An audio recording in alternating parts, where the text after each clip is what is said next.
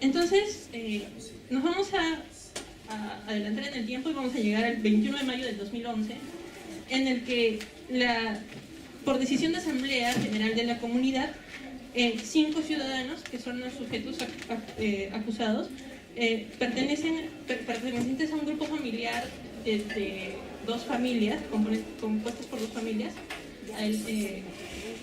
son acusados por reincidencia en el delito de abigeato, es decir, del robo de ganado, así como de apropiación y acumulación ilícita de tierras. Entonces, son sancionados por la comunidad y el contenido de esta sanción es la destitución, es decir, la expulsión de estos miembros de la comunidad y la reversión de las tierras que ellos poseían a favor de la comunidad. Luego, el 17 de junio del 2011, 4 de estos 5 ciudadanos interponen una demanda de amparo contra el presidente y la junta directiva de la comunidad. Y en el petitorio señalan solicitan que esta decisión comunal sea anulada porque ha habido una vulneración a sus derechos fundamentales en la medida que la sanción no estaba explicitada en la Ley de Comunidades Campesinas y Nativas. Por lo tanto, bueno, el 16 de diciembre de 2013, en primera instancia, el juzgado mixto de Chachapoyas declara infundada la demanda, y es decir, que salió a favor de la comunidad.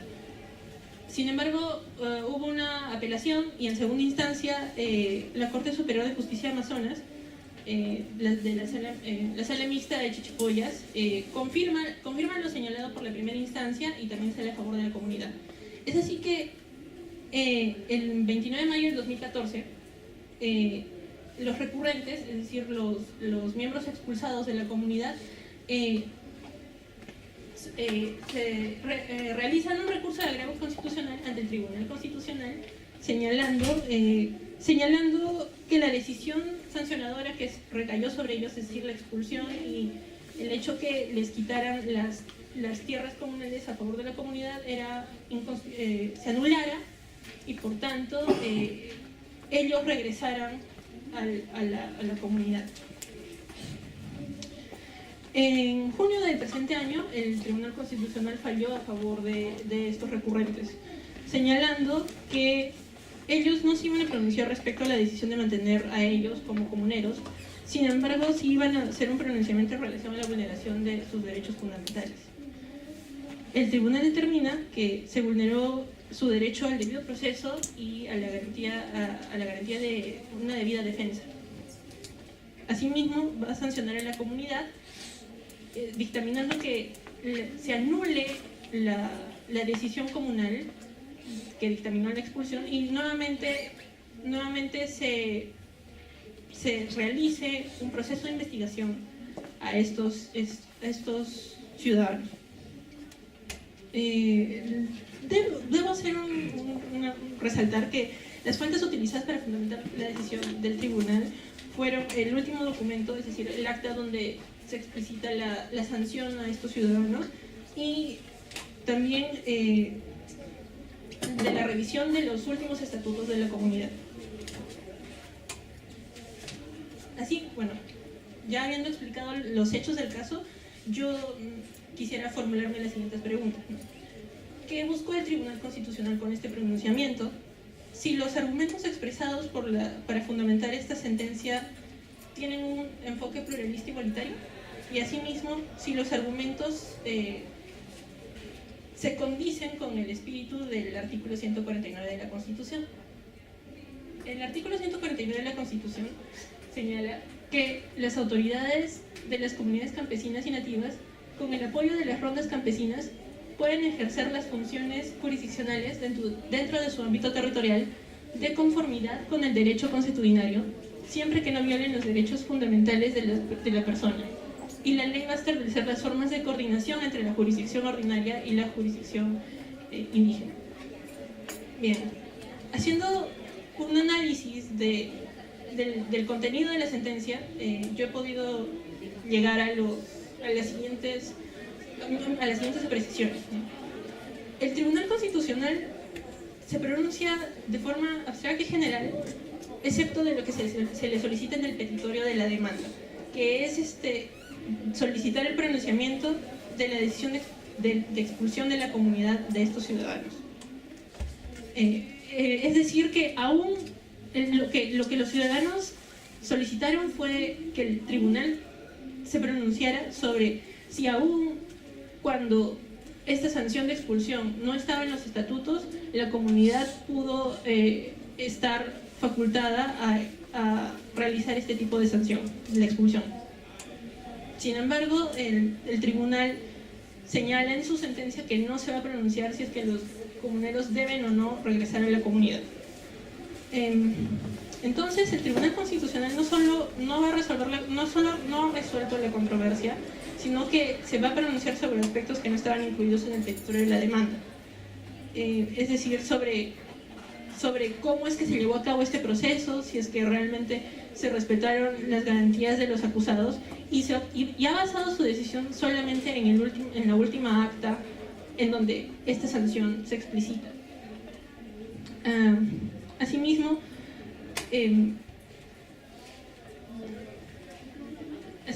está señalando que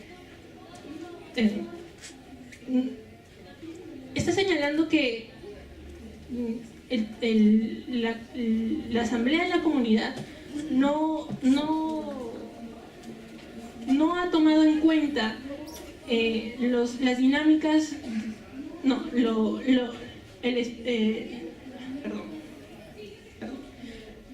ha tomado en cuenta para tomar su decisión los testimonios de los recurrentes a quienes ha juzgado.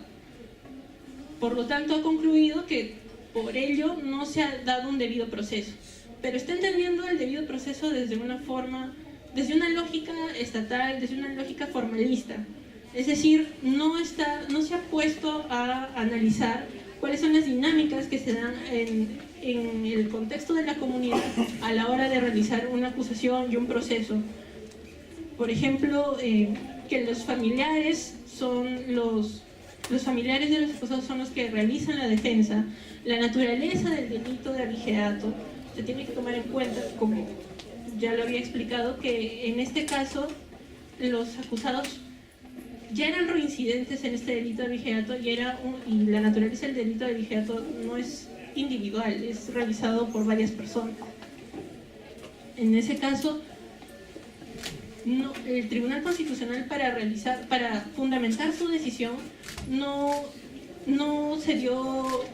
tuvo la suficiente, digamos, diligencia, si se puede decir así, para preguntar, convocar a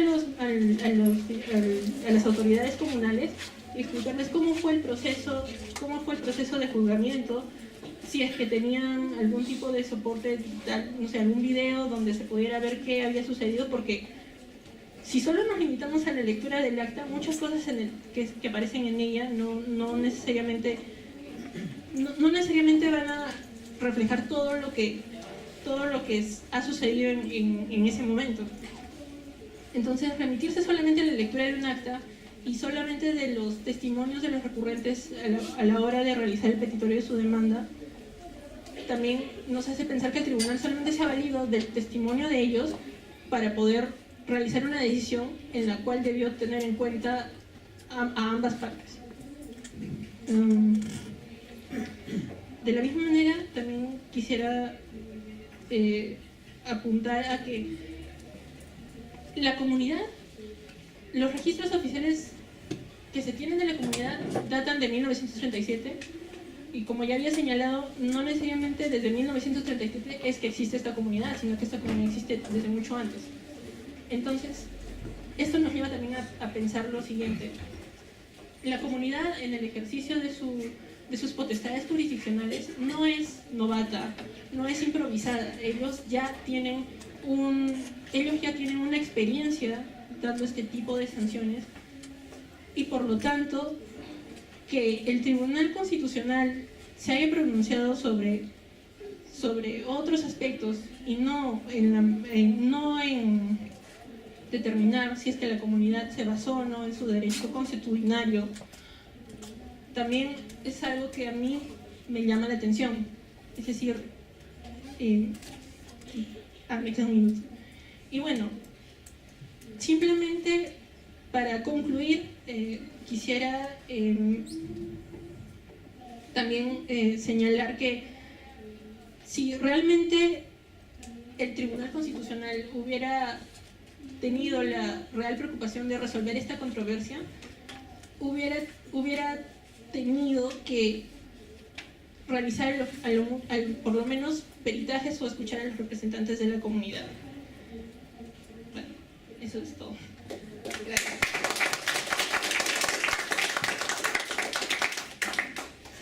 Bueno, para los comentarios tenemos a Hans Cuadro Sánchez. Él es ex asistente jurisdiccional en el Tribunal Constitucional del Perú y adjunto de docencia de esta casa de estudios.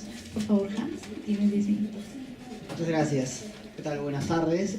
Quisiera agradecer inicialmente a los organizadores del evento por la invitación. Bueno, y como también felicitar a Joyce por el análisis que hace de la sentencia, que pues pone el caso en relieve, ¿no? Cómo es que se resuelven los procesos constitucionales en la jurisdicción del Estado, por así decirlo, entendiendo que hay una jurisdicción constitucional que se concreta en el Tribunal Constitucional como última instancia y en el Poder Judicial como la jurisdicción ordinaria, o como se denomina así. Al respecto, hay una cosa, tu pregunta me parece interesante, ¿no? Porque si el Tribunal Constitucional tiene pues una perspectiva de visión de pluralismo igualitario, ¿no? De hecho no, es obvio que no, pero si nosotros interpretamos lo que señala la Constitución dice pues en uno de sus artículos que es un derecho, o sea, el Estado es Estado unitario. Y ese pues ya es un tema de la conformación política del Estado. Y justamente la labor del Tribunal Constitucional es pues justamente interpretar la Constitución en los criterios o en las disposiciones que se establecen en el propio cuerpo constitucional. Y es lo que al menos vemos en el desarrollo de la sentencia. El Tribunal Constitucional, más allá quizá de las ideas que puedan venir de cada magistrado, porque recordemos que el Tribunal Constitucional es un colegiado que implica la discusión, implica el debate, el diálogo entre 7 magistrados que tienen que negociar sus posturas, tienen que compartir ideas y discutir en base a ellas para la firma de la sentencia. Bueno, de hecho hemos participado en la redacción de esta sentencia, los siete magistrados, con una participación con un visto bueno favorable de los 7 al respecto. De hecho eso es bastante señalar, ¿no? Es bastante gráfico de ver que hay al menos un consenso en los magistrados a que es necesario pues el tema de la coordinación de la justicia oficial con la justicia consuetudinaria o justicia comunal, como también nos señala, porque lo reconoce la Constitución, es algo que no se puede negar. Al respecto, de hecho, cuando Joyce hace el énfasis en el caso de por qué no se centró tanto en el petitorio, y sí, es cierto que el Tribunal Constitucional, y una de sus características es incurrir o ingresar, mejor dicho, al ámbito del análisis no solamente del caso concreto, sino también de la situación constitucional o de la situación real práctica que se está viendo en el país, ¿no? Y eso me parece bastante saludable, me parece un gran logro que el Tribunal Constitucional se haya remitido a una parte bien histórica, que escribe prácticamente el desarrollo de lo que serían las comunidades indígenas, para llegar finalmente desde la colonia hasta la actualidad en lo que sería pues el reconocimiento de su personería como comunidades campesinas. Eso es muy interesante reafirmar. Asimismo, también quisiera señalar que el Tribunal Constitucional hace pues la interpretación de este conflicto o este vacío normativo en virtud de los criterios de interculturalidad pero tendientes hacia la interculturalidad, no a la interculturalidad per se o interculturalidad en el ámbito, sino que quizás sería el modelo ideal, ¿no? Que sería una interculturalidad ideal, tal vez podría ser pues este igualitarismo, un pluralismo igualitario, pero de hecho la estructura del Estado-Nación y la estructura sobre la cual se construye la República del Perú no lo posibilita. Por ejemplo, podemos ver un caso clarísimo, el caso de la Constitución Plurinacional de Bolivia y el caso de la Constitución ecuatoriana. Ambos estados se reconocen como pluriculturales o plurinacionales, esencialmente boliviano, a diferencia del Estado peruano, que en la Constitución del 93 no se establece como tal, sino se establece como un Estado unitario, es decir, con categorías homogéneas que responden aún al criterio de la Revolución Francesa y del nacimiento de los Estados-nación. Digamos, podemos decir que, hablando en términos constitucionales de pluralismo y de igualitarismo, la Constitución boliviana y la Constitución ecuatoriana están avanzadas. Y de hecho, tal vez el Tribunal Constitucional, y de hecho el Tribunal Constitucional se manifiesta como la institución, como un más supremo intérprete de la Constitución, y lo reitero, ¿no? Es el ámbito de la manifestación de la voluntad del juez, en tanto es intérprete de la Constitución, y la Constitución de 1993. Podremos estar en contra o a favor de la Constitución de 1993, pero considero acá que el Tribunal Constitucional hace pues un debido análisis del caso, puesto que pone bastante énfasis en las cuestiones históricas, algo que no se ha puesto en anteriores sentencias, no solamente en temas de derechos de pueblos indígenas, no solamente en temas de derechos de consulta, sino también en el ámbito en realidad el desarrollo de los derechos sociales, ¿no?, en el país. Y eso creo que este tribunal, al menos este colegiado, está avanzando bastante. Y es más, decir cosas que quizá no le gusten a muchos le trae pues consecuencias como acusaciones constitucionales sin pies ni cabeza, y eso es un gran riesgo, ¿no? Cuestionar la autonomía y la libertad que tiene el Tribunal Constitucional de hacer justamente, cumplir con su rol, que es interpretar de manera la Constitución lo dicta. Otro punto que yo me gustó bastante fue el tema de la pericia antropológica, y eso me pareció esencial, porque hubo un debate interesante sobre la necesidad de requerir una pericia antropológica, y de hecho pues es algo que también yo hablo en nombre propio, como Hans Cuadros, docente de la Universidad Católica, estudiante de la maestría en antropología, considero que es necesario. Sin embargo, hay un mecanismo procesal que no está previsto, pues el tema de las pruebas en el ámbito del Código Procesal Constitucional. Entonces se ve pues una deficiencia que se encuentra pues en el plano, digamos, del proceso o de los mecanismos procesales para llegar a esta necesaria pericia antropológica, que es obvio que tendría que haber de todas maneras. Claro, de hecho iba a hacer referencia que mucho de lo ya, de hecho de leer los argumentos de la sentencia, podemos recoger por la experiencia colombiana y la experiencia boliviana. La experiencia colombiana, que es una experiencia que está más dirigida al ámbito de recoger opiniones calificadas de instituciones que te pueden dar, al menos en virtud de su especialización, una especie de autoridad legítima para hablar sobre estos temas. Y también el tema de cómo el Tribunal Constitucional Plurinacional Boliviano desarrolla esta materia también desde un punto de vista histórico, y también recoge pues información antropológica de las comunidades que acá en esta sentencia se cita. Es importante que considero yo que el Tribunal Constitucional recoja pues al menos estos intentos o esos modelos de resolución constitucional en este tipo de materia. Como ya nos enseñamos, el Código Procesal Constitucional no habilita pues ese ámbito de la pericia antropológica. Tal vez la figura de los amicus curiae hubiera sido ideal, ¿no?, solicitarla, pero bueno, esas son discusiones que se dan ya dentro del plano de los magistrados y dentro del plano del impulso del proceso. Bueno, esencialmente, y sí, de hecho me gustaría escuchar bastante la opinión pues de los señores miembros de la comunidad de Montevideo, que son realmente los que perciben estos efectos de la sentencia, que como bien señaló Joyce, que por sí no se pronuncia pues sobre esta decisión de de la expulsión o de quitarle los derechos comunales a estas personas que han sido los recurrentes, quienes son los demandantes. Me parece interesante eso, y que más bien como ellos ven que el Tribunal Constitucional considera que se violó en esta acta, en esta asamblea comunal, el derecho de defensa o del debido proceso de las personas que son acá las demandantes. Eso me parecía muy interesante escucharlos. Es algo que considero necesario. Bueno, finalmente, nada, volveré a agradecer a Joyce por su esfuerzo, y espero los comentarios, ¿no? Muchas gracias.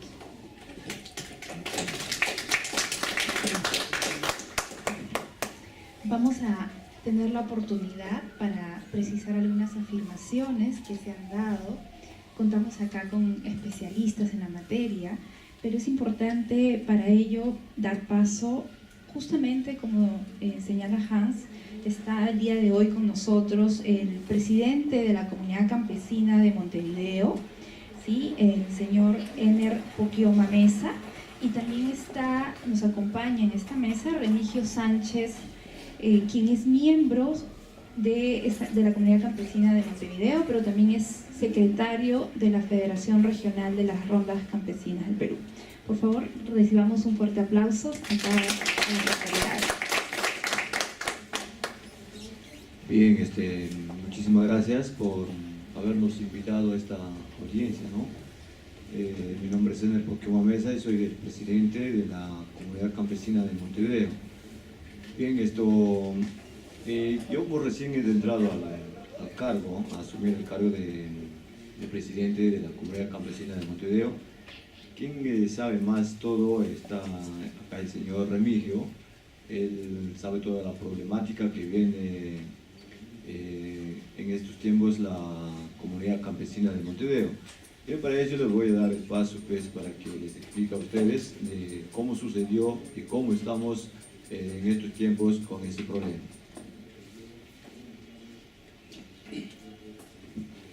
Bien, primeramente mi agradecimiento a la comisión organizadora de este evento, y seguidamente pues hacerles llegar mi saludo cordial y fraterno de amistad en nombre de mi comunidad campesina en Montevideo.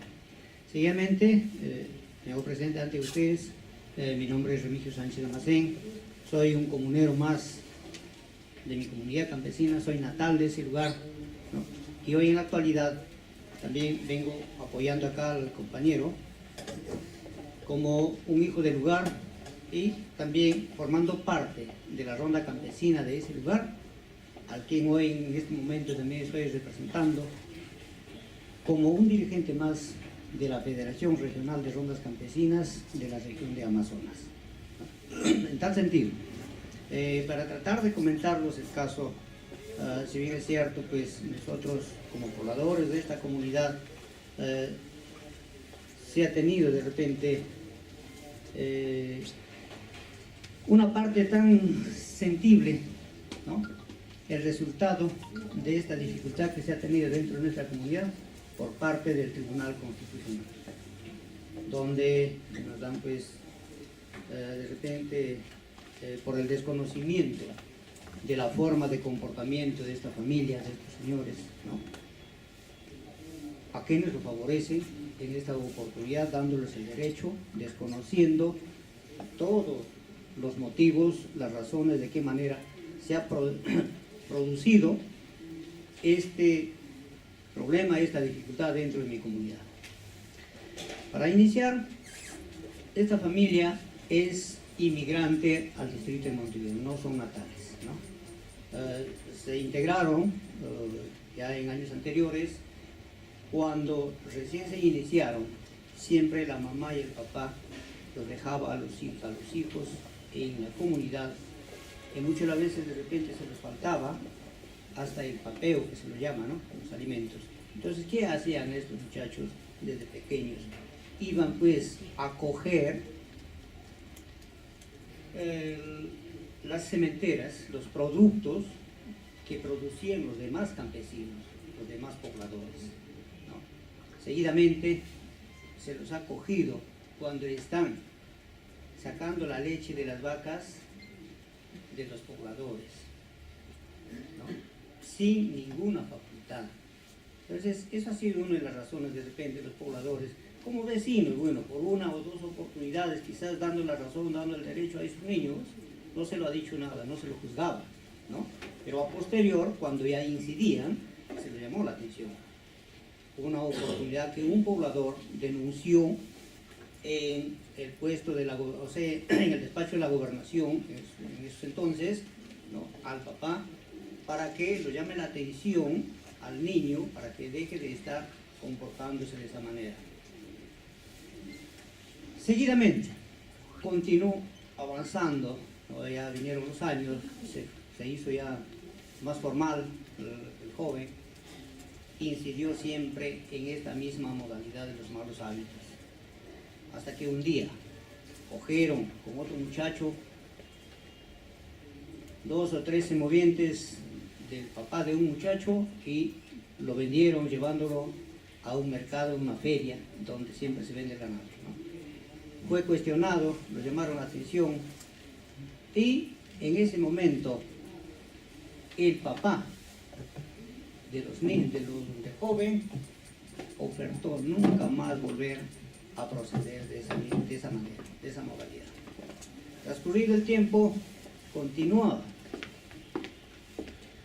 Donde se llega a hacer el seguimiento y es la mayor dificultad, cuando esta familia, nosotros conocíamos muy bien la modalidad de su llegada a nuestra localidad, a nuestra comunidad, ¿no?, viendo la forma de qué manera él llega, pero sin embargo, pues tan extraño para la comunidad, para la gente de mi pueblo, verlos crecer día a día tan rápido, hasta que comenzaron a comprar parcelas de terreno, parcelas ya amplias, aparte de eso compraron una casa y, no yendo pues a un año de tiempo, aparecieron comprando un camión fuso.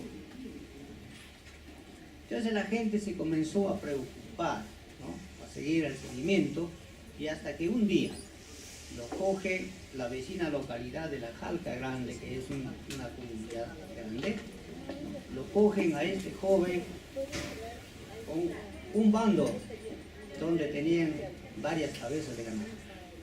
Y dentro de eso, este joven tenía dentro de la comunidad de Montevideo, tuvo 5 cabezas de ganado, 5 toros, lo tenía en las parcelas de la comunidad de Montevideo. Entonces nos comunican, hacemos el seguimiento y descubrimos esto.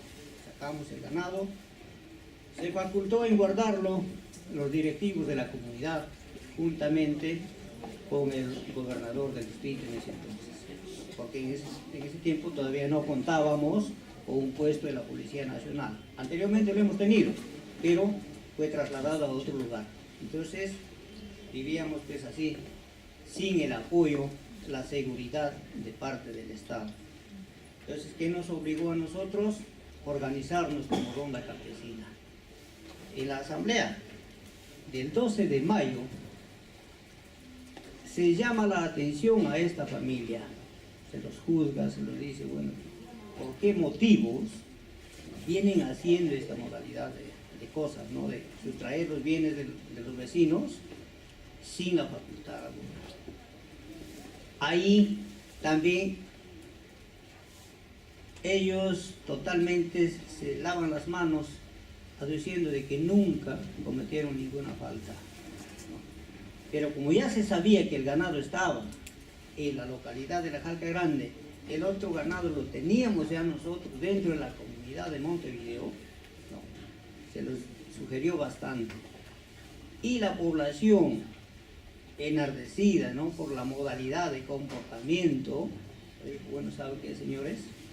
Acá nos queda tomar una sola decisión. En función a su estatuto interno de la comunidad campesina, en el capítulo 3 de los estímulos, sanciones y pérdida de la condición de comunero calificado, en el artículo 23, las sanciones aplicables a los comuneros según la gravedad de la falta cometida son los siguientes: amonestación verbal, la que se le hizo; amonestación por escrito, se lo ha hecho; suspensión de alguno de los derechos, lo que no se lo hizo; multa, tampoco lo hemos condicionado de repente con alguna multa.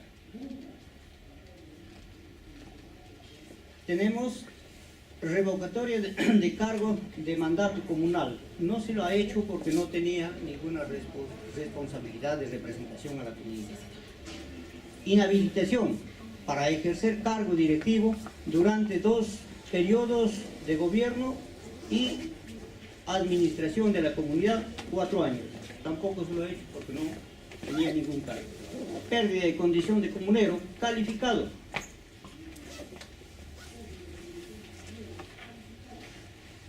Expulsión de la comunidad por faltas graves como robos, crímenes, abejeo, etc.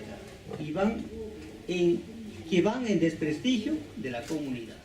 En función a esto, la comunidad planteó lo siguiente: bueno, señores, no queremos más tener dificultades con ustedes, por favor retírense.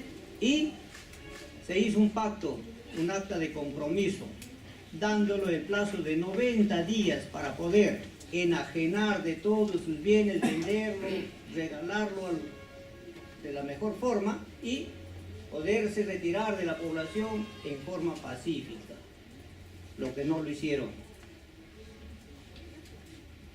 Cumplidos los 90 días, una semana más sobre la publicación de los avisos, o sea, para realizar nuestras asambleas públicas, nuestras asambleas de comuneros, nuestra concentración masiva, es poniendo avisos públicos en los lugares más visibles alrededor de la Plaza de Armas y así sucesivamente. El día central de la asamblea, la fecha 21 de mayo, para este día ya teníamos el resultado total del joven que ya había declarado de todos los daños que había hecho, no solamente a 1 o 2 personas, sino a muchas personas, robando el ganado y vendiéndolo en otros lugares, ¿no? Entonces ahí, ese día, la comunidad, no tanto de repente por la falta que ellos están cometiendo, sino por la burla que se están comportando con la comunidad, pese de haber hecho ya el pacto, el compromiso de decir, bueno, ¿saben qué, señores? Me dan una oportunidad para yo retirarme. Se cumplió los 90 días, no lo hicieron. Más los 8 días tampoco. Entonces, en ese entonces la comunidad tomó la decisión de destituirlo. ¿De qué manera?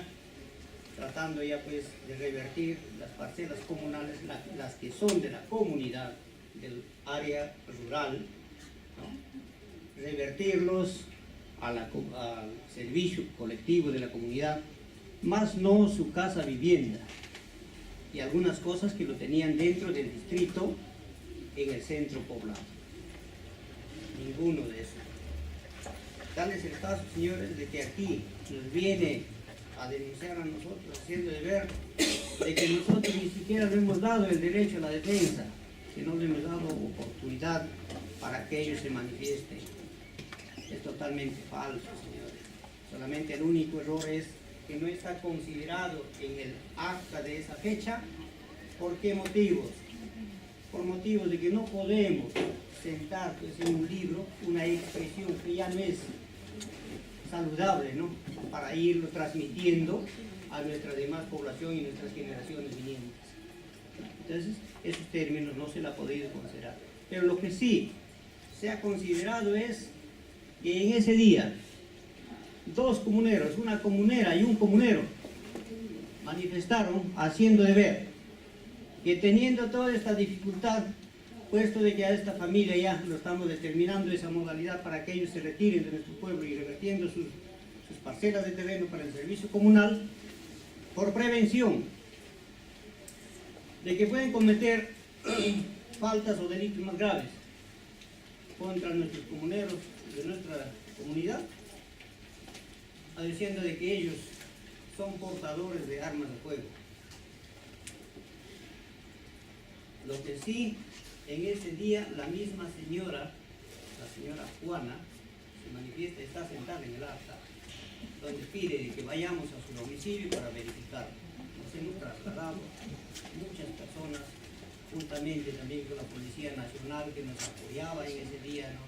Del pueblo vecino, fue invitado para presenciar la asamblea de ese día.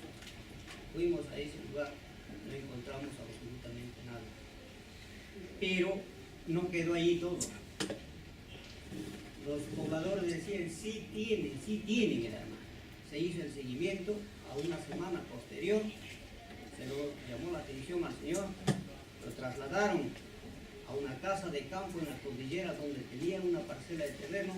Ahí se lo descubre el arma de fuego, una escopeta calibre 16, la que se pone a disposición de la Fiscalía del vecino distrito de Inmebam, que de ahí desconocemos el trámite final donde llegó esta arma de fuego. Entonces, seguidamente, los señores vienen enjuiciándonos a nosotros. La comunidad simplemente se venía defendiendo. Por 3 instancias en que se apoya, en Amazonas se lo ha ganado. Tenemos uno pendiente y luego ellos que hicieron la apelación acá al tribunal. Eso es la realidad de las cosas, amigos, que sinceramente pues da pena, ¿no? Como personas naturales y humanas que somos, quizás pues en muchas las veces a uno nos impresiona, pero lamentablemente por nuestros propios hechos y nuestras faltas, y muchas las veces pues la justicia nos castiga.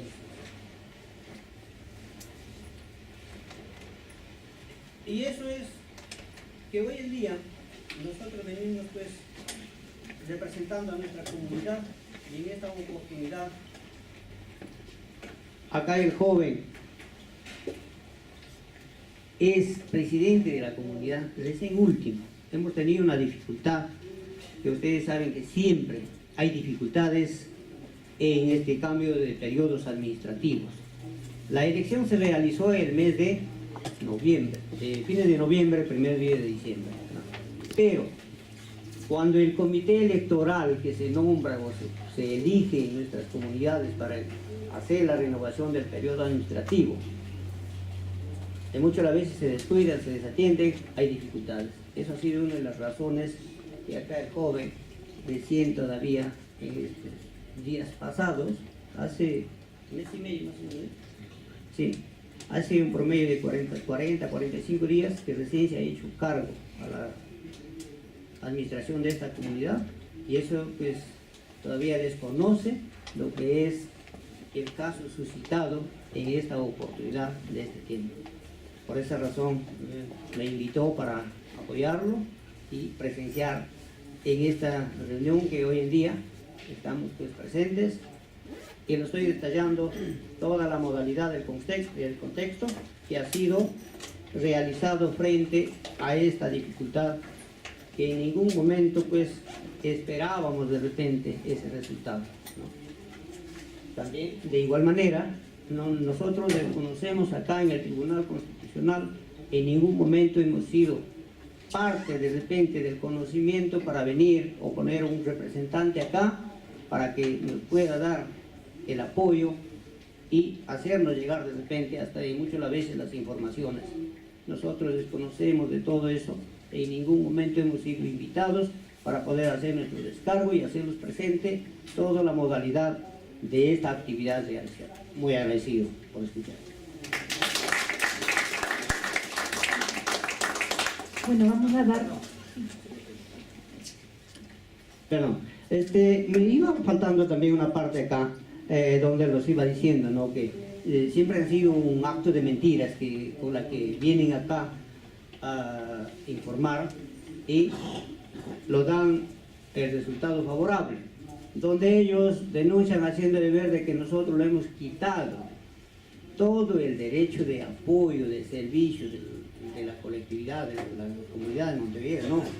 Es totalmente falso, señores. Ellos viven allí, tienen su casa. Hasta hoy día nadie lo ha quitado, nadie lo ha sacado de su chacra. Ellos siguen cultivando sus terrenos, ellos están ahí siempre en posición. Aparte de eso, sus hijos, él ya no tenía hijos chicos últimamente. Sus nietos son los que en Montevideo se han seguido educando. El problema hemos tenido en 2011, pero sin embargo, el 2014, ¿no?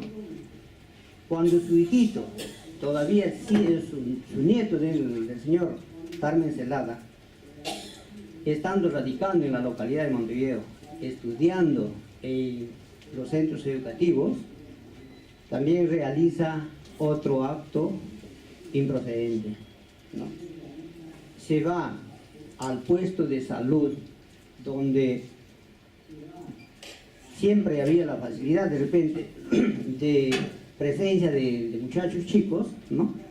Y a manera de jugar, se van ahí, había una combi, ¿no? Que era anteriormente del servicio del puesto de salud que lo utilizábamos como ambulancia. Y en ese entonces este niño llevaba su fósforo y lo incendia la combi que estuvo ahí, ¿no? Lo mete fuego. Y acá tenemos también la constancia, el acta de denuncia que hacen pues en la Policía Nacional los representantes del puesto de salud, lo denuncian a esta persona por este acto cometido. Entonces pues son cosas que realmente, si a nosotros nos hubiese convocado el Tribunal Constitucional, hubiésemos traído todas las pruebas, y tenemos muchas otras cosas más, ¿no? Que todavía no lo hemos traído el día de hoy como elementos de prueba, ¿no?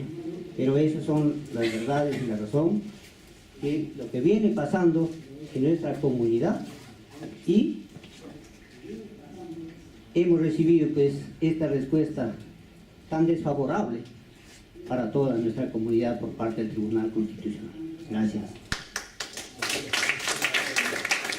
Por el tiempo solamente les voy a pedir quizás 2 intervenciones, ¿sí? Por favor, Ricky. Una persona, dos personas. Puntuales rapidísimo, solo ustedes 4, por favor. 2 minutos. Bien, yo creo que este caso tal vez refleja un poco el sentimiento de muchos pueblos y comunidades que resuelven casos y luego de repente las instancias judiciales no entienden, no conocen lo que pasa y le dan la razón a la otra parte. En este caso, el tribunal el caso llega al tribunal porque los demandantes dicen: la sanción de expulsión no está en la ley. Eso es lo que demandan. No está en la ley de comunidades campesinas y nativas. No dicen, al menos del resumen de la sentencia, no dicen los demandantes: no hemos sido escuchados en el juicio. Entonces, ¿de qué se defiende la comunidad? De ese punto.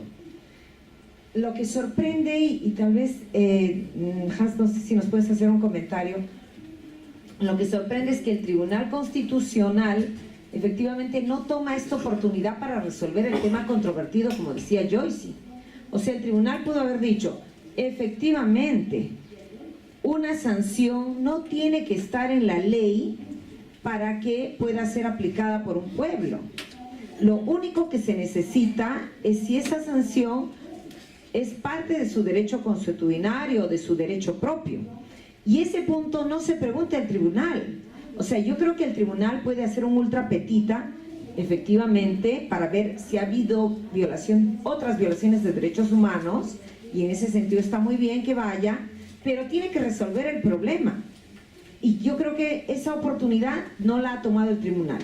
Segunda cuestión, cuando el tribunal dice: yo de las actas no veo que estos presuntos o estos abigeos, porque están sancionados, ya tienen condena comunitaria, estos abigeos, en el acta no dice que estos abigeos se han defendido, ¿no? No consta la defensa de los abigeos.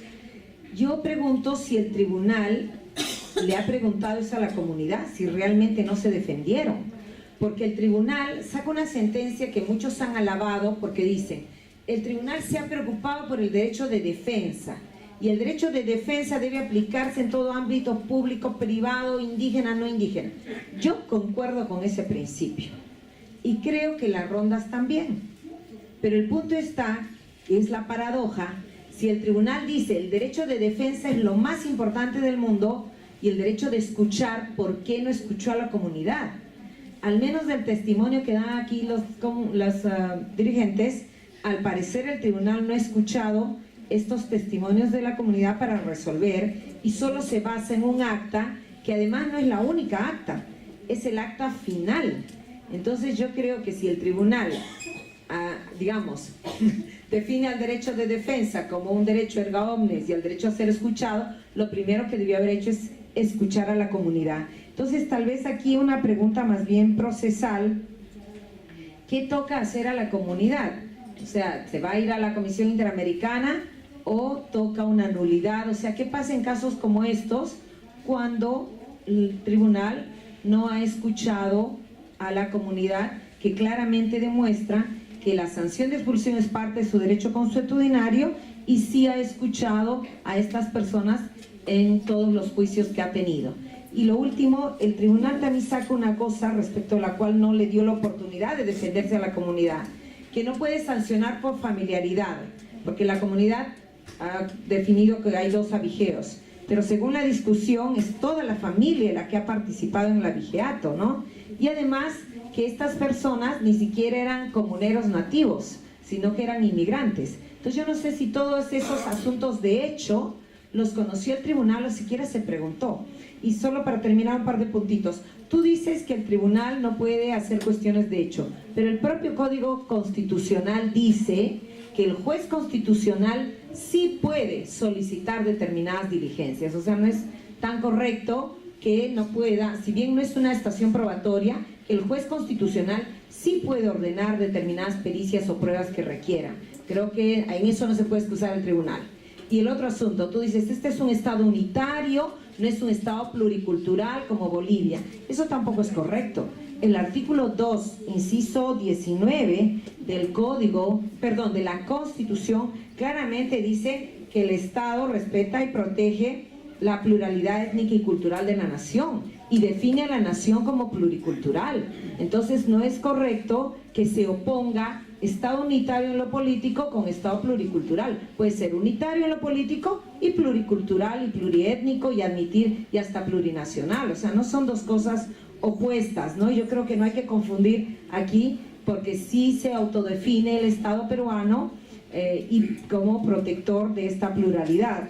Y en base a eso y a la ratificación del convenio e inclusive la declaración habla de que los pueblos inclusive se pueden llamar naciones. O sea, estamos hablando de un Estado pluripueblos. Disculpen la extensión, pero creo que era importante aclarar eso. Gracias. Muchas gracias. Ahora aquí, cortitos, por favor, el tiempo premio. Bueno, de repente una cuestión muy puntual. Yo creo que hemos hablado bastante de las rondas campesinas, pero también ahí están las comunidades campesinas. Por lo menos allá en la región de Puno, las comunidades campesinas tienen autonomía.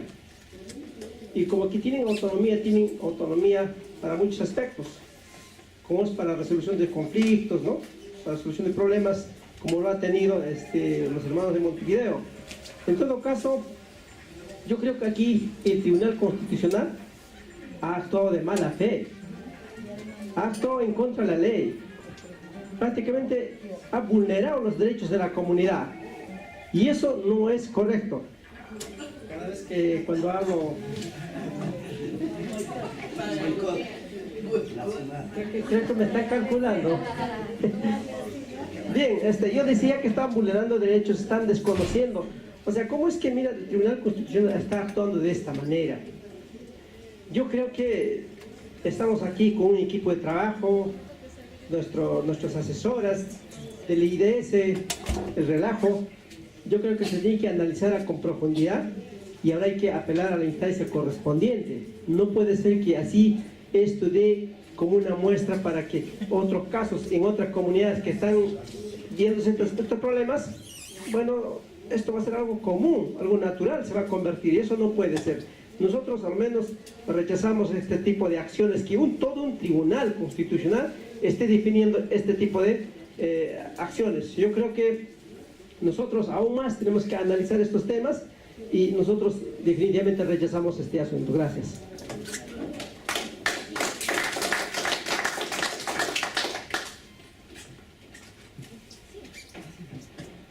Sí, muchas gracias. Primero manifestar de que el ciudadano, la familia, nunca fueron comuneros. ¿Qué es lo que ocurre en nuestras comunidades?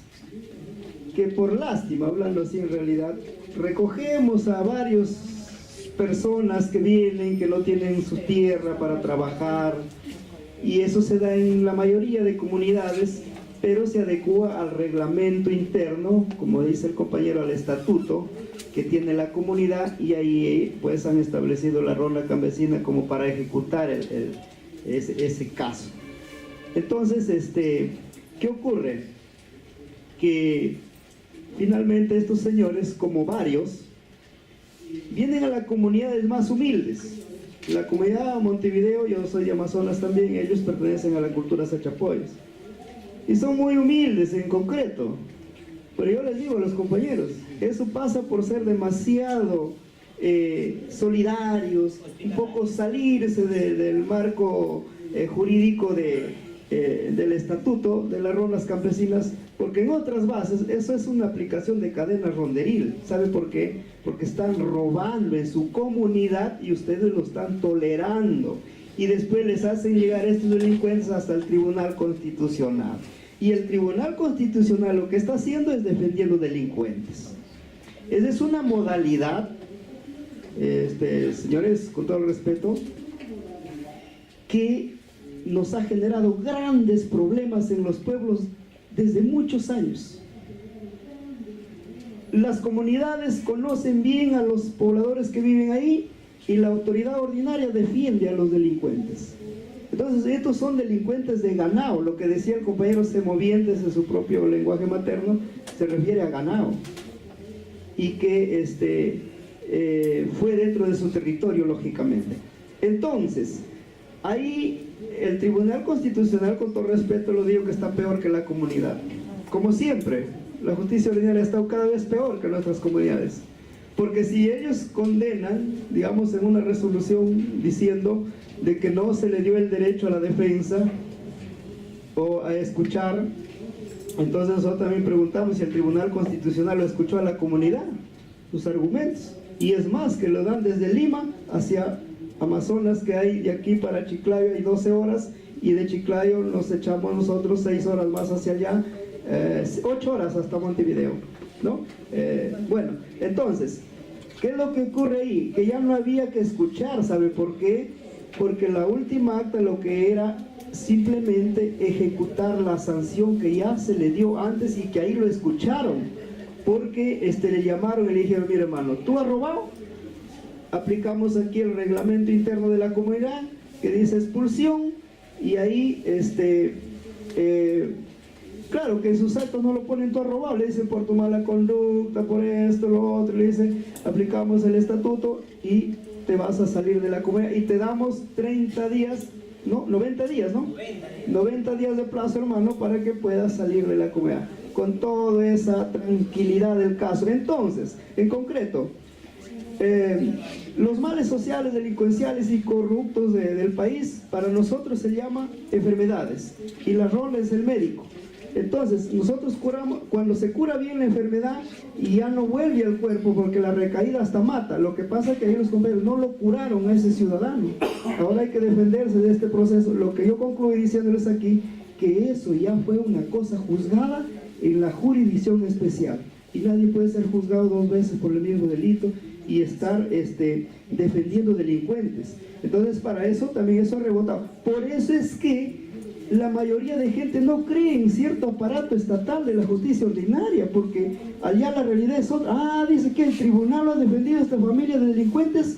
Oiga, por eso es que el 24 de este mes haya una asamblea regional en toda la región de Amazonas, de rondas y comunidades campesinas, nativas, y ahí van a tomar decisiones. Entonces, no sé, yo digo, probablemente van a solicitar su cautura, le van a aplicar cadena rondera, y eso nos genera un mayor problema en la comunidad, que va a agrandar los asuntos, porque la comunidad no entiende si no dice, desde Lima defienden delincuentes.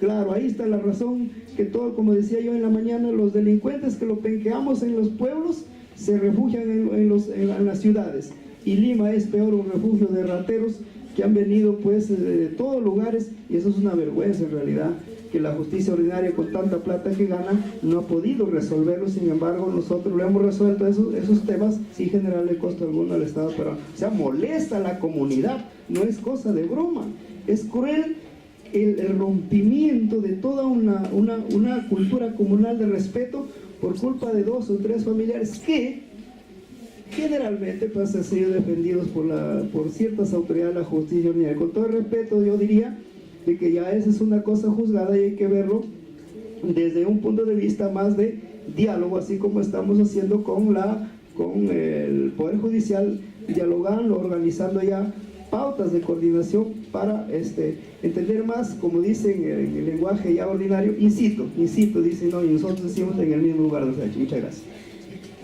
Gracias, Marta.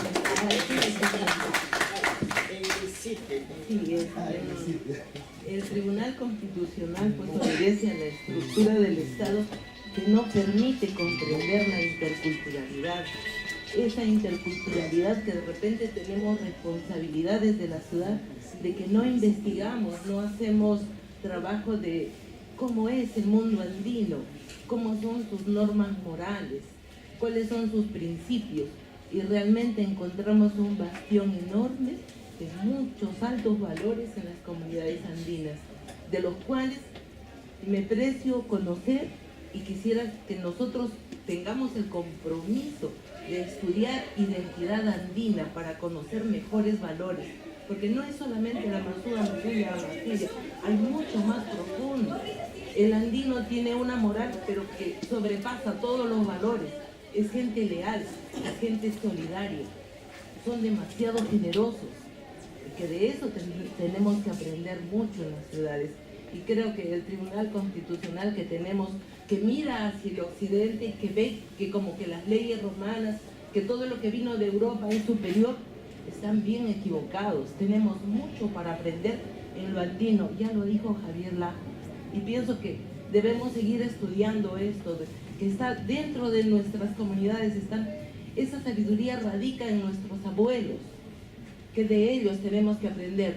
Yo creo que honradamente necesito irme a una comunidad campesina, ya no quisiera hacer más maestrías, necesito aprender de los andinos. Gracias.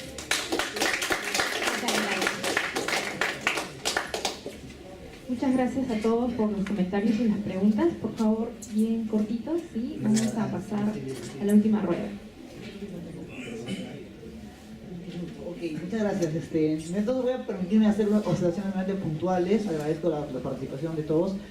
Yo discrepo acá totalmente con la doctora Raquel Irigoyen al respecto de que el Estado no es un Estado pluricultural. El Perú, el Estado no se reconoce como tal. El Estado reconoce a la ciudadanía, a las personas, a los sujetos como, o sea, sus derechos, identidad cultural, la pluralidad, la multiculturalidad del país. O sea, nunca, no es que el Estado no está al nivel de Bolivia y de Ecuador. Ahí sí yo discrepo. Mientras que Bolivia y Ecuador sí se reconocen, o sea, la estructura estatal se reconoce per se como estados plurinacionales.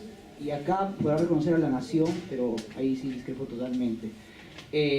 Al respecto, sobre lo que comentaba el presidente de la ronda, hay una cosa muy importante ahí que usted señala que también la comparto, ¿no? Justamente la labor de la coordinación de la justicia, del poder, o sea, el poder judicial con las rondas, en ese intento de Lonajú, por ejemplo, que me parece muy saludable, y creo que esa es la manera de cómo llevar. De hecho, el voto singular de la magistrada Ledesma lo dice clarísimo, ¿no? El inicio, el encabezado, creo que eso es clarísimo, dice que es el poder legislativo quien en su omisión no ha copado, o sea, no se ha tratado de ver el tema, y eso de verdad es pues política legislativa, ¿no? Y ahí es otra cancha donde tiene que ¿verdad? El Poder Legislativo cumplir con sus funciones, ¿no? Eso sí es importantísimo, ¿no?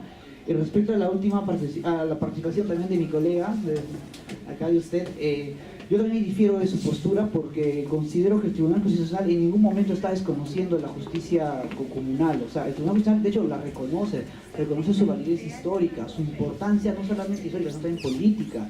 Pero no obstante, y esto es algo que yo quiero y me reafirmo, el Tribunal Constitucional no cuestiona la decisión de que se les haya, digamos, expulsado de la categoría de comuneros. Eso no lo está haciendo. Lo que está haciendo el Tribunal Constitucional es decir, nosotros queremos una acreditación del debido proceso, de que haya una defensa de los derechos de estas personas para que, de hecho dice que de nuevo se les procese, ¿me entienden? En esos términos. El Tribunal Constitucional no está desconociendo de la comunidad, y de hecho también está fortaleciendo. Yo sí creo que es un avance, estoy totalmente convencido de eso. Y finalmente también con la última participación de la doctora, que me parece mucho lo que usted dice, no sea... yo considero totalmente de que el saber andino o los distintos saberes andinos, ¿no? Porque lo andino es muchas diversidades, es algo que tiene un valor normativo increíble, quizás mucho más que la norma jurídica, ¿no? Mucho más que la constitución, una constitución de mi propio estado de nación, ¿no? Que responde a otra lógica, ¿no? Donde la Revolución Francesa prácticamente se pretende cerrar al juez como boca de la ley, ¿no? Y cómo es que ahora más bien ya los jueces son cada vez más activistas, y también entra el otro plano de la discusión, ¿no? ¿Hasta dónde va el plano del activismo del juez? Creo yo que, y lo reitero nuevamente, el Tribunal Constitucional en esta sentencia hace una debida valoración del caso, pone en cuenta esta necesidad. De hecho la magistrada Ledesma lo dice más claro, ya que en el fundamento del voto cada magistrado puede poner con mayor especialidad o pulcritud las opiniones que ellos piensan, y siempre ver a la sentencia del Tribunal Constitucional como una sentencia de colegiado, ¿no? O sea, de que en realidad más que sea un pensamiento uniforme de los 7 magistrados, es, digamos, la amalgama de razonamientos, al menos que haya un acuerdo en común en ellos, ¿no? Y ahí los magistrados tienen la potestad de salirse de la sentencia y firmar, por ejemplo, un voto singular o decir cosas que no se encuentran en contra de eso, ¿no? Creo que eso sería todo. Y saludo al señor magistrado, al nuevo magistrado Yaco, Laine, conversé con él y bueno, ojalá que sigan poniéndose bastante énfasis en estos debates, en estos discursos, y saludar, ¿no? Que haya propuestas donde se encuentran las propuestas en juego y en discusión, ¿no? Creo que eso es importante señalar. Acá no solamente me presento como un ex trabajador del Tribunal Constitucional, sino también como a la vez un abogado ya y profesor también de esta universidad de investigación, y creo que es importante tratar de ser esencialmente lo más objetivos posibles y extender justamente estos debates, estos discursos, ¿no? Muchas gracias a todos por su ponencia, por su presencia, perdón. Gracias.